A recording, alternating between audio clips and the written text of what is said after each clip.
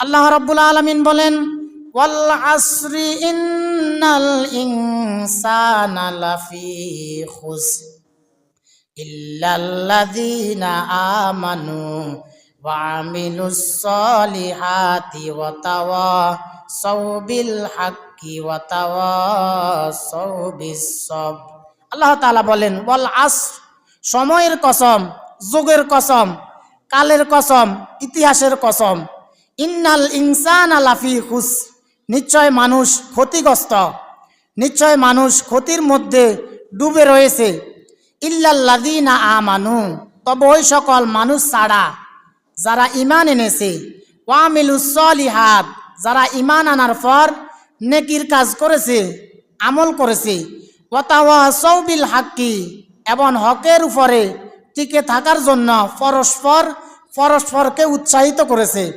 ওয়া তাওয়াসাউ বিস সবরি, আর সবরের সাথে অবিচল থাকার ব্যাপারে একজন আরেকজনকে উৎসাহিত করেছে। সুবহানাল্লাহ।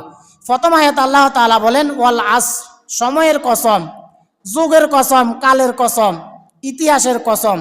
এবং আসরের আগে যে ওয়াও রয়েছে, এই ওয়াটি হচ্ছে ওয়াওয়ে কসমিয়া, অর্থাৎ কোনো কিছুকে কসম করার জন্য, গুরুত্ব দেওয়ার জন্য কোরআনুল কারিমে এই বিভিন্ন আয়াতের আগে ওয়াওটি ব্যবহার করা হয়।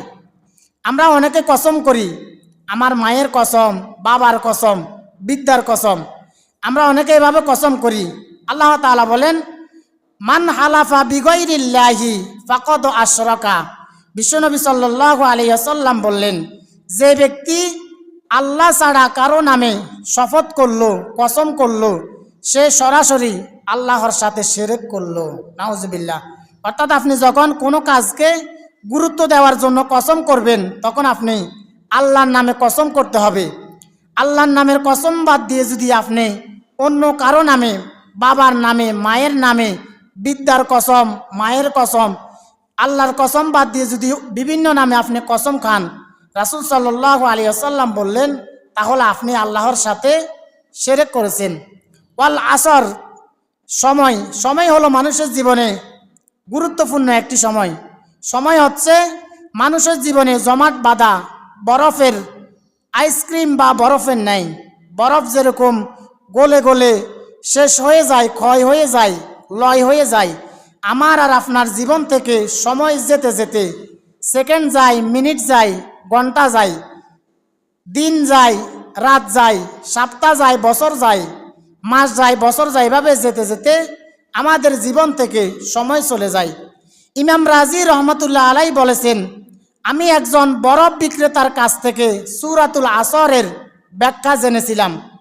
আমি একবার বাজারে গিয়েছিলাম, বাজারে যাওয়ার পর আমি শুনলাম এক লোক চিৎকার করে বলতেছে, ওই মানুষটার উপর তোমরা রহম করো, ওই মানুষটার উপর তোমরা দয়া করো, যে লোকটার ফুজি গলে যাচ্ছে। ইমাম রাজি রহমতুল্লাহ আলাই বলেন, আমি বরফ বিক্রেতার কথা শুনে অবাক হয়ে গেলাম। মানুষের ফুজি আবার কিভাবে গলে যায়? মানুষের ফুজি কিভাবে গলে? ইমাম রাজি রহমতুল্লাহ আলাই বলেন, আমি জানার জন্য তার কাছে গেলাম। তার কাছে গিয়ে দেখলাম লোকটি বরফ বিক্রেতা, বরফ বিক্রি করতেছে। তার সময় যত যাচ্ছে লোকটির বরফ তত গলে গলে শেষ হয়ে যাচ্ছে।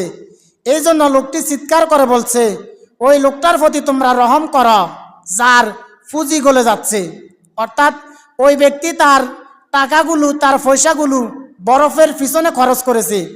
বরফের পিছনে খরচ করার কারণে সে যখন বরফ বিক্রি করতে পারতেছে না, সেই জন্য সে বলতেছে, ওই ব্যক্তির প্রতি তোমরা রহম করো যার ফুজি গলে যাচ্ছে। সুতরাং এখন যদি তার বরফ বিক্রি হওয়ার আগে গলে যায়, তাহলে তো তার মূল চালান শেষ হয়ে যাবে। এই জন্য চিৎকার করে বলছে, ওই মানুষটার প্রতি রহম করো যার ফুজি গলে যাচ্ছে। ইমাম রাজি রহমতুল্লাহ আলাই তখন চিৎকার করে বললেন, এতদিন পরে আমি সূরাতুল আসরের ব্যাখ্যা শুনলাম। আমাদের জীবন হলো বরফের মতো, প্রত্যেকটা মুহূর্ত যাচ্ছে আর আমাদের জীবন থেকে সময়গুলো চলে যাচ্ছে। প্রত্যেকটি মুহূর্ত আমরা কবরের দিকে ধাবিত হচ্ছে।